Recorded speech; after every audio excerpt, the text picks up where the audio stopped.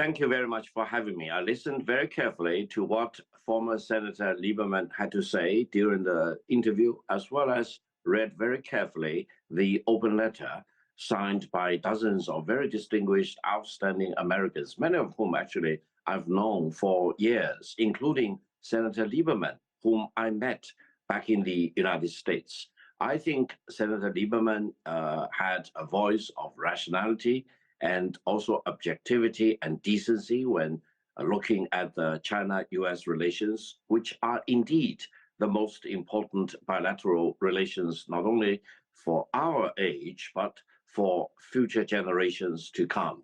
I think he analyzed the current situation of China and the United States also in great objectivity and sounded the reasons and the rationality for how to handle the differences between the two countries with the objective of producing a mutual benefit for both the Chinese people and the American people. Now, this is against the overall background of continuous deterioration of China-U.S. relations, dropping to probably the lowest level in my memory, for example. And this is truly scary and frightening, not only to many people in China and the United States, but to mankind as a whole.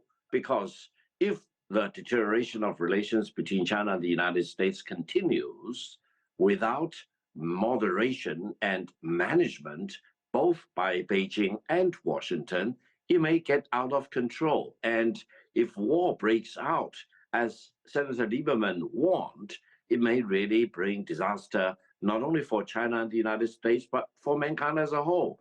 Therefore, I think we all need to listen very carefully to what Senator Lieberman had to say and read the open letter very carefully, both in Beijing and throughout China, as well as in Washington and throughout the United States, so that we will normalize our relations between China and the United States and put the bilateral relations back to track of more peaceful and manageable relations, and the differences between China and the United States, which are many and plenty, should be managed rather than being allowed to hijack the agenda and push our bilateral relations out of control.